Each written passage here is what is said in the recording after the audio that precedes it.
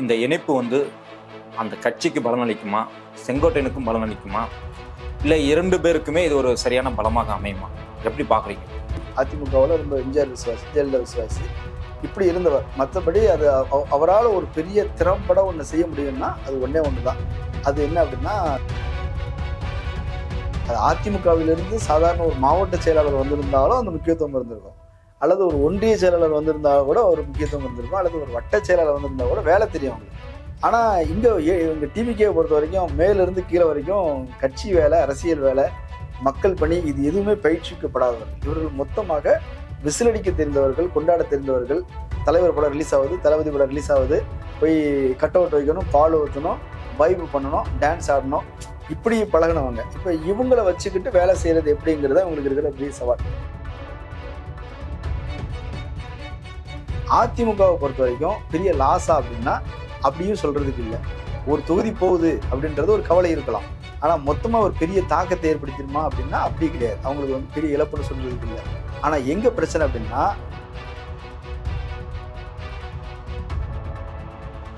அவங்க குழப்பத்தை விளைவிப்பது என்பது என்னன்னா, எப்படி ஓபிஎஸ்ஐ பயன்படுத்திட்டு சசிகலாவை அவங்க குடும்பத்தை ஓரம் கட்டினாங்களோ அது போல இப்போ ஒரு வேலையை செய்யணும்.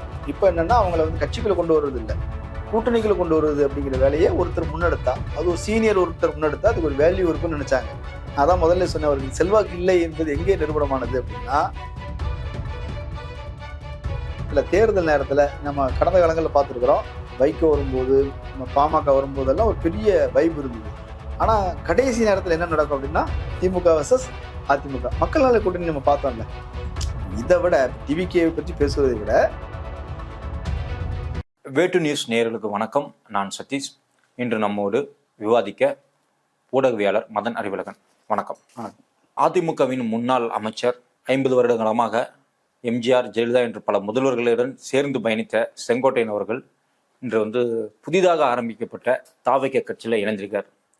இந்த இணைப்பு அந்த கட்சிக்கு பலனளிக்குமா, செங்கோட்டையனுக்கும் பலனளிக்குமா, இல்லை இரண்டு பேருக்குமே இது ஒரு சரியான பலமாக அமையுமா? எப்படி பார்க்குறீங்க? டிவிகேவை பொறுத்த வரைக்கும் அனுபவம் இல்லாத ஒரு கட்சிங்கிற பேர் தான் அதுக்கு இருக்குது. இன்னொன்று, இவங்களை யாரும் அங்கீகரிக்கல. ஒரு பழைய கட்சி தலைவர்கள் யாராவது வந்திருக்கணும், வேற கட்சிகள் கூட்டணிக்கு வரணும், இப்படி நடக்கும்போது ஒரு அங்கீகாரம் கிடைக்கும். இப்போ இவர் வந்திருக்கிறார் அப்படின்றது ஒரு அங்கீகாரம். அவங்க எதிர்பார்க்கறது இதுதான். அவர் ஏதாவது வேலை செஞ்சு இதை வெற்றி பெற வச்சிருவாரா அப்படி சொல்றதுக்கு எதுவுமே இல்லை. அவர் தன்னளவில் அதை வெற்றி பெறுவதற்கான வாய்ப்பு இருக்குதா அப்படிங்கிறது நமக்கு தெரியாது. ஏன்னா இது ஏடிஎம்கே பெல்ட், ரெட்டலைக்கு காலங்காலமாக ஓட்டு போட்டு பழகியவர்கள். அங்கே செங்கோட்டையனுக்கு பதிலாக வேற ஒருத்தர் நின்னாலும் சரி. அதிமுக வரலாறு என்னன்னா, அவங்க பிரபலமாக இருக்கணும்னு அவசியம் இல்லை. அவங்க ஜெயலலிதா படத்தையும் எம்ஜிஆர் படத்தையும் காட்டி ஜெயிச்சிருவாங்க. இப்படித்தான் இரட்டை இலை சின்னம் இருந்தாலே போதும். ஆமா, அப்படித்தான் அது இருந்தது. அதுல அவர் வந்தவர். மற்றபடி விசுவாசி, அதிமுகவில் ரொம்ப எம்ஜிஆர் விசுவாசி, ஜெயலலிதா விசுவாசி இப்படி இருந்தவர். மற்றபடி அது அவரால் ஒரு பெரிய திறம்பட ஒன்று செய்ய முடியும்னா அது ஒன்று தான். அது என்ன அப்படின்னா, ஜெயலலிதா எலெக்ஷன் டூர் போவாங்க. தேர்தல் பிரச்சாரத்துக்கு போகும்போது அந்த ரூட்டை மேப் போட்டு ஒவ்வொரு நாளும் எந்தெந்த பகுதிகளுக்கு போகணும், எந்த இடத்துல பேசணுங்கிற வரைக்கும் தெரிஞ்சவர். இல்லை, 9 முறை எம்எல்ஏவா இருந்திருக்காரு. சாதாரண விஷயம் இல்லை. அவருக்குன்னு தனிப்பட்ட ஒரு செல்வாக்கு இருக்கும்ல. தனிப்பட்ட செல்வாக்கு இருக்க போய் தானே செங்கோட்டையன் அப்படிங்கிற ஒருத்தர் வரவும் அவருக்கு புஷி ஆனந்தருக்கு இணையான ஒரு பதவி, அப்புறமா 4 மாவட்ட அமைப்பு செயலாளர் பதவி, இதெல்லாம் அவருக்கு கொடுத்துருக்காங்க. ரொம்ப முக்கியத்துவம் கொடுக்கப்படுது இல்லை. அதெல்லாம் நீங்க சொல்ற மாதிரி அவர் 50 வருஷம் இருந்திருக்காரு, அந்த மேப் போடுவாரு, இதோட சுருங்கிட முடியும். அதுல இவங்க முக்கியத்துவம் கொடுக்கறதுக்கு காரணம் இருக்குது. இவங்க முக்கியத்துவம் கொடுக்கறது என்ன காரணம் அப்படின்னா, இவங்களை யாருக்கும் அரசியல் வேலை தெரியாது. அது அதிமுகவிலிருந்து சாதாரண ஒரு மாவட்ட செயலாளர் வந்திருந்தாலும் அந்த முக்கியத்துவம் இருந்திருக்கும், அல்லது ஒரு ஒன்றிய செயலாளர் வந்திருந்தாலும் கூட ஒரு முக்கியத்துவம் இருந்திருக்கும், அல்லது ஒரு வட்ட செயலாளர் வந்திருந்தா கூட வேலை தெரியும் அவங்களுக்கு. இவங்க எத்தனை பேர் இருந்தாலும் இவங்களுக்கு வேலை தெரியாது. அதாவது சொல்லுவாங்கல்ல, அந்த ஒரு கோட்டையை கட்டுறதுக்கு வேலை தெரிஞ்ச ஒரு நபர், வேலை தெரியாத எத்தனை பேர் கொடுத்தாலும் வேலை வாங்கிடலாம். அவங்களுக்கு என்ன செய்யணும்னா, ஒரு இன்ஜினியராக இருப்பார், அவருக்கு ப்ளூ பிரிண்ட் போட தெரியும், எப்படி வேலை செய்யணும்னு அவருக்கு தெரியும். ஆனால் இவங்க டிவிகேவை பொறுத்த வரைக்கும் மேலிருந்து கீழே வரைக்கும் கட்சி வேலை, அரசியல் வேலை, மக்கள் பணி இது எதுவுமே பயிற்சிக்கப்படாதவர்கள். இவர்கள் மொத்தமாக விசிலடிக்க தெரிந்தவர்கள், கொண்டாட தெரிந்தவர்கள். தலைவர் படம் ரிலீஸ் ஆகுது, தளபதி படம் ரிலீஸ் ஆகுது, போய் கட் அவுட் வைக்கணும், பால் ஊற்றணும், வைப் பண்ணணும், டான்ஸ் ஆடணும், இப்படி பழகினவங்க. இப்போ இவங்களை வச்சுக்கிட்டு வேலை செய்யறது எப்படிங்கிறத இவங்களுக்கு இருக்கிற பெரிய சவால். இவங்களால என்ன செஞ்சிட முடியுது? ஊடகங்களை இன்ஃப்ளூயன்ஸ் பண்ணிட முடியுது, இன்ஃப்ளூயன்சர்ஸை இன்ஃப்ளூயன்ஸ் பண்ண முடியுது. அது மூலமாக டெய்லி செய்திகளை வருவதற்கு என்னென்ன செய்யணுமோ அதை செஞ்சிடறாங்க. களத்துல மக்களை சந்திச்சு மக்களுக்கு நெருக்கமா இருப்பது இருக்குல்ல, அது ஒரு பயிற்சி. நீங்க அதிமுக காரங்க பாத்தீங்க அப்படின்னா அல்லது திமுக காரங்க யாரா எடுத்துக்கிட்டாலும் சரி, அவங்க வந்து அந்த தொகுதியில ஒரு திருமணம் நடந்தா அவங்க போயிடுவாங்க, ஒரு கோயில் திருவிழா நடந்தா போயிடுவாங்க, ஏதோ ஒரு நன்கொடைன்னு ஒண்ணு கொடுப்பாங்க, ஒரு சாவு நடந்துருச்சு அப்படின்னா அவங்க உடனே போயிடுவாங்க. அங்க போய் அந்த சாவுக்கான செலவுகளோ எல்லாம் பார்த்துக்கிட்டு இப்படி வந்து மக்களுக்கு எல்லா வகையிலும் நெருக்கமா இருந்து வேலை செய்யறது இருக்குல்ல. ஒரு பிரச்சனைன்னு போய் அவங்க நீங்க எல்லா எம்எல்ஏயும் அல்லது வந்து மாவட்ட செயலாளரும் அல்லது ஒன்றிய செயலாளர் இருந்தீங்க பாத்தீங்க அப்படின்னா, அவங்க காலையில எந்திரிச்ச உடனே அவங்க அலுவலகத்துக்கு போயிடுவாங்க. முழு நேர அரசியல்வாதியா இருப்பாங்க. அங்க உட்கார்ந்துருப்பாங்க. அங்க மக்கள் வருவாங்க. அவங்க வந்து ஐயா இந்த மாதிரி பிரச்சனை. நீங்க சொல்றதுல இருந்து தாவேக்கங்கிற ஒரு புதிய கட்சிக்கு அனுபவம் வாய்ந்த ஒரு செங்கோட்டையன் வந்து அவசியப்படுகிறார். சரி, ஓகே. செங்கோட்டையன் அவர்களுக்கு இதுல என்ன லாபம்? அவரை பொறுத்த வரைக்கும் ஒரு எம்எல்ஏ ஆவதற்கு வாய்ப்பு உண்டு. அவர் தனியா நின்னா ஜெயிக்க முடியுமா அப்படின்னா அது ஒரு சேலஞ்ச். ஏன்னா ஏடிஎம்கே ஓட்டு தான் இவருக்கு வரணும். அது இரண்டாக பிளவுபடும். அப்படிங்கும் போது இவருடைய ஆதரவாளர்கள் நீண்ட காலம் இவர் செஞ்ச பணிகள் இருக்கும்ல, நல்லது கெட்டதுக்கு போய் வந்திருப்பாரு, உதவிகள் செஞ்சிருப்பாரு, அதிகாரத்திலிருந்து சிலருக்கு வேலை வாய்ப்பு கொடுத்திருப்பாரு. இப்படியான இன்ஃபுளுன்ஸ்ல ஒரு பாதி ஓட்ட அவரால் தீட்டு வர முடியும். மீதி வெற்றி பெறுவதற்கு அது போதாது. அப்போ விஜயுடைய ஆதரவாளர்கள் அவங்க கட்சி ஓட்டு இது மூலமா அவர் எம்எல்ஏ ஆயிட முடியும். ஆனா ஆட்சிக்கு வருமா டிவிக்கே? அது இப்போதைக்கு இப்போ வரைக்கும் அவங்க வந்து 3வது இடத்துல தான் இருக்கிறாங்க. இந்த கருத்து கணிப்புகள்ல இருந்து பேசுவோம், நம்ம கருத்துக்களை பேச வேண்டாம், கருத்து கணிப்புகள்ல இருந்து பேசுவோம். இப்போ எல்லா கருத்து கணிப்புகள்லையும் முதலிடம் யாருக்கு? திமுக. அங்க போட்டியிலே இல்லை. அவங்க 46% இருந்து எவ்வளவு குறைந்தாலும் 40க்கு கீழே குறையல. இதான கருத்து கணிப்பு. அதுக்கு பிறகு அதிமுக எப்படி வருது அப்படின்னு சொன்னா அவங்க வந்து 20% இருந்து 30% வரைக்கும் வர்றாங்க. டிவிக்கே 15% இருந்து 20% வரை வர்றாங்க. இப்போ வரைக்கும் அவங்க கீழே இருக்கிறாங்க. சில தொகுதிகளில் அவங்க என்ன சொல்றாங்கன்னா ஒரு 10 தொகுதிகளில் அதிமுகவை தாண்டி வருகிறார்கள் அப்படின்றது ஒரு கருத்து சொல்லப்படுது. திருச்சி கிழக்கு இந்த மாதிரி குறிப்பிட்ட சில பகுதிகளில் மேற்கு மண்டலங்கள்ல வந்து அவங்கள தாண்டி வராங்க அப்படிங்கிறது தான் அவங்களுடைய நிலைமை. அப்படின்னும் போது ஆட்சியை பிடிக்கக்கூடிய கட்சி இல்லை.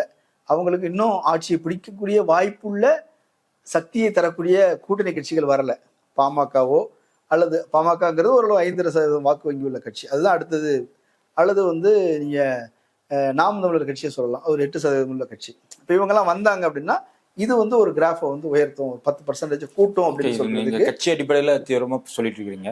கேள்வி என்ன அப்படின்னா, ஒரு பக்கம் இன்னொரு அரசியல் விமர்சகர்கள் ஒரு வாதத்தை வைக்கிறாங்க. என்ன அப்படின்னா, செங்கோட்டையன் வந்து பிரித்து எடுக்கப்பட்டு தாவேக்காவில் சேர்ந்தது வந்து அண்ணா திராவிட முன்னேற்ற கழகத்தை வந்து எடப்பாடியை வந்து பலவீனப்படுத்துவதற்காகவும் அவர் வேற இடத்துக்கு எங்கேயும் போயிடக்கூடாம, இப்போ வந்து அவரே நினைத்தாலும் கூட, எடப்பாடியாரே நினைத்தாலும் கூட விஜய் கூட சேர முடியாது. என்னன்னா அங்க செங்கோட்டையன் போயிட்டாரு, செங்கோட்டையன் இவர் நீக்கி இருக்காரு, செங்கோட்டையன் தாவேக்கால போய் சேர்ந்திருக்காரு.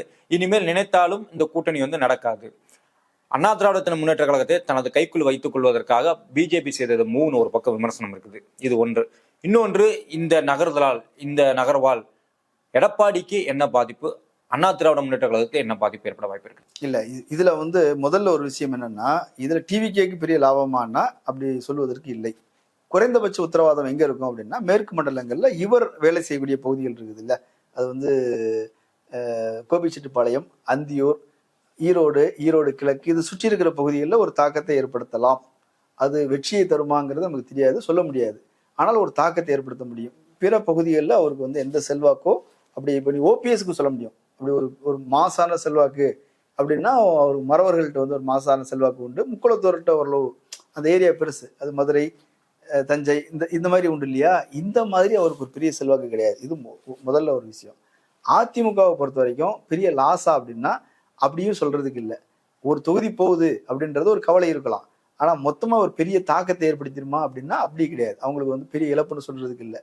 ஆனா எங்க பிரச்சனை அப்படின்னா அதிமுகவிலிருந்து தொடர்ந்து வெளியே போயிட்டே இருக்கிறாங்க. இப்போ மனோஜ் பாண்டியன் ஏற்கனவே எங்க டிஎம்கே வந்துட்டாரு. அப்புறம் வந்து அன்வர் ராஜா வந்துட்டாரு. சும்மா வரல, எல்லாருமே வரும்போது ஒரு பெரிய கூட்டத்தை கூட்டிட்டு வந்துட்டு இருக்கிறாங்க. ஸோ அதிமுகவிலிருந்து வெளியே போவதுங்கிறது ஒரு போக்கா இருக்குது இல்லை, ஒரு அலை போல வந்து வெளியே இது தேராது, ஜெயிக்க முடியாது, இது ஆகாது, நடக்காது, இந்த அவநம்பிக்கை அப்படின்றது அதிமுக முழுக்க நிரம்பி இருக்குது. பிரச்சனை வந்து அதிமுகவுக்கு அது அதன் காரணமாகத்தான் இவரும் ஒதுங்குறாருன்னா ஒன்றும் பண்ண முடியாது அப்படின்னு. இப்போ நீங்க ஒரு கேள்வி கேட்டீங்க, பிஜேபியோட ரோல் இருக்குதா அப்படின்னா மிக முக்கியமான ரோல் பிஜேபியோட ரோல் தான்.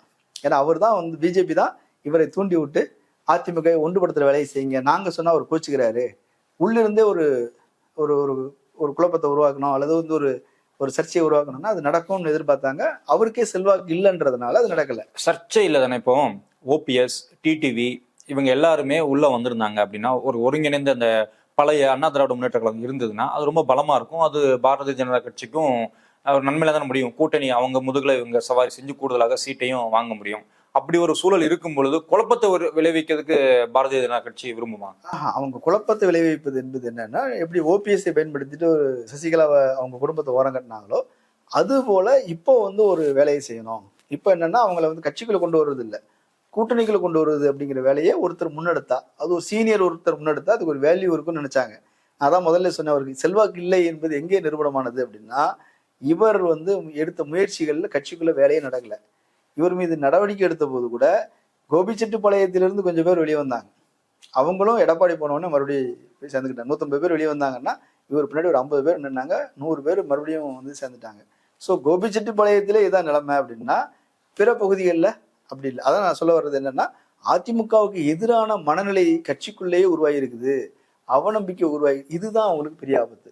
இப்போ அவங்க என்ன நினைச்சாங்கன்னா, போன நாடாளுமன்ற தேர்தலில் பெரிய அளவில் செலவு பண்ணல, முக்கியத்துவம் வாய்ந்த ஆட்களை நிறுத்தலை, மாவட்ட செயலாளர், முன்னாள் எம்எல்ஏக்கள், முன்னாள் எம்பிக்கள்னு இருந்தாங்கல்ல, பாப்புலரான ஆட்கள் இருப்பாங்க, இவங்க தான் சம்பாதிச்சவங்களும் இருப்பாங்க கட்சியை வச்சு, அவங்க யாரும் வேட்பாளர் நிற்கல. அதன் காரணமாக செலவும் பண்ணல. வழக்கமாக அதிமுக நிறைய காசு கொடுப்பாங்க மக்களுக்கு, செலவு பண்ணுறது ஒரு பக்கம், நிறைய காசு கொடுப்பாங்க அப்படிங்கிறதெல்லாம் உண்டு. போன முறை நான் கேள்விப்பட்டது, எங்கேயுமே காசும் செலவு பண்ணல. காசு செலவு பண்ணுறதுக்கு தயாராக இருந்து ஒரு ரைஸ் மில்லில் 40 கோடி ரூபா பதுக்கி வச்சிருந்ததெல்லாம் கூட பிடிச்சிட்டாங்க. ஸோ அவங்கள செலவு பண்ண நினைச்சவங்களையும் செலவு பண்ண விடலை அப்படிங்கிறது தான் யதார்த்தம். ஆனால் அவங்க சட்டமன்ற தேர்தல் நிறைய செலவு பண்ணுவாங்க, எல்லா வேலையும் செய்வாங்க. ஸோ அமைப்பு பலம் உள்ள ஒரு கட்சி, அதனால அவங்க பழைய 20% இருக்குன்னு சொல்றதுக்கு இல்லை, அது கூடுவதற்கும் வாய்ப்பு இருக்குது. டஃப் கொடுப்பாங்க. களம் எப்பவுமே அந்த கடைசி நேரத்தில், தேர்தல் நேரத்தில் நம்ம கடந்த காலங்களில் பார்த்துருக்குறோம், வைகோ வரும்போது, பாமக வரும்போதெல்லாம் ஒரு பெரிய வைப் இருந்தது. ஆனால் கடைசி நேரத்தில் என்ன நடக்கும் அப்படின்னா, திமுக வர்சஸ் அதிமுக. மக்கள் நல கூட்டணி நம்ம பார்த்தோம்ல. இதை விட டிவிகே பற்றி பேசுவதை விட அன்றைக்கு வந்து மக்கள் நல கூட்டணி பற்றி பேசுனது அதிகம். ஒரு மாற்று சக்தியாக வந்திருக்கிறாங்க. தினசரி வைகோ பேசுவார், திரும்ப பேசுவார், சிபிஎம்ல பேசுவாங்க, சிபிஐல பேசுவாங்க, அன்றாடம் இதை சுற்றியே ஊடகங்கள் பேசிக்கிட்டு இருந்தது. திமுகவை பேசுனதை விட அதிமுக பேசுனதை விட அதிகம். ஆனால் ரிசல்ட்டு, ஸோ ஊடகங்கள் கொடுக்குற முக்கியத்துவத்திலிருந்து நம்ம அதை பார்க்கக்கூடாது. கள யதார்த்தம்னு பார்த்தீங்கன்னா அதிமுக டஃப் கொடுக்கும். தாவேக்க வந்து நாங்கள் மட்டும்தான், திமுக வெர்சஸ் தாவேக்க மட்டும்தான் அப்படின்னு சொல்றாங்க. அது போக இயல்பாகவே கிரவுண்டில் வந்து ஏடிஎம்கே வெர்சஸ் டிஎம்கே அப்படிங்கிறது தான் ஆண்டாண்டு காலமாக நாங்கள் பார்த்துட்டு இருக்கிறோம். இப்போ வந்து தனித்தனியாக இருக்கிறது மாதிரி இல்லை. சீமானும் தொடர்ந்து வந்து திமுக எதிர்ப்பு தான் வச்சுட்டு இருக்காரு. இப்போ தாவேக்க, சீமானுடைய நாதக, அப்புறமா அண்ணா திராவிட முன்னேற்ற கழகம், இவங்க 3 பேருமே அது டிஎம்கே எதிராக தான் நிற்கிறாங்க. இவங்கெல்லாம் தனித்தனியாக தான் நிற்கிறாங்க. இப்போ இந்த சூழல் வந்து உங்களுக்கு எப்படி தோணுது? வந்து யாருக்கு வந்து சாதகமானது, யாருக்கு பாதகமானது? சந்தேகமே இல்லையே. இப்போ இந்த கருத்து கணிப்புகள்லையும் சரி வந்தது எல்லாமே என்னன்னா, திமுக 200 சீட்டுகள் வரைக்கும் பெறுவதற்கு வாய்ப்பு இருக்குதுன்றான். 180 குறைத்து சொன்னால் 180, ஆனால் 200 வரைக்கும் வாய்ப்பு இருக்குது, 200க்கு மேலும் வாய்ப்பு இருக்குது அப்படின்றாங்க. டிவிக்கு எந்த அளவுக்கு ஓட்ட பிரிக்குதோ அவங்களுடைய பெர்ஃபார்மன்ஸ் அதிகரிக்க திமுகவுக்கு சாதகமா இருக்கும் அப்படின்றதுதான் கலை யதார்த்தம். ஸோ அதை பத்தி திமுக அதை பத்தி கவலைப்படலை. அதனாலதான் டிவிக்கு குறித்து அவங்க அதிகம் பேசல. இது நல்லதுன்னு நினைக்கிறாங்க. அவங்க தனியா நிக்கிறது ரொம்ப நல்லது அப்படின்னு நினைக்கிறாங்க. ஆனா அதிமுக சேலஞ்ச் பண்றதுக்கு முயற்சி பண்றாங்க. தேமுதிகவோட பேசிட்டு இருக்கிறாங்க, பாமகவோட பேசிட்டு இருக்கிறாங்க, சின்ன சின்ன கட்சிகள் எல்லாரையும் உள்ள கொண்டு வரதுக்கான வேலைகள் செய்யுது. அப்படி செய்யும் போது அவங்க ஒரு தோற்றத்தை உருவாக்கிட முடியும். ஒரு டஃப் கொடுக்கக்கூடிய ஒரு பார்ட்டி, அரசியல் பலம் இருக்குது, பொருளாதார பலம் இருக்குது, கடந்த கால வரலாறு இருக்குது, பிஜேபியோடைய சப்போர்ட் இருக்குது, தேர்தல் கமிஷன் வேற எப்படி இருக்கும்னு நமக்கு தெரியாது. ஸோ இதெல்லாம் வச்சு அவங்க ஒரு கல்குலேஷன் பண்றாங்க. எஸ்ஐஆர்னு ஒன்று இருக்குது, நம்ம எல்லாம் பேச தவற விஷயம். இந்த சிஸ்டத்துக்கு பெரிய அளவில் ரோல் பண்றது வந்து எஸ்ஐஆர்னு ஒன்று இருக்குது. இதெல்லாம் வச்சு அவங்க ஒரு கல்குலேஷன் போடுறாங்க. ஆனா இது எப்படிங்கிறது போக போக தான் தெரியும். இன்றைய தினம் கலந்து கொண்டு முக்கியமான அரசியல் நிகழ்வை விளக்கமாக விரிவாக எடுத்துரைத்தமைக்கு நன்றி. நன்றி. மீண்டும் ஒரு நிகழ்ச்சியில் சந்திப்போம் நண்பர்களே.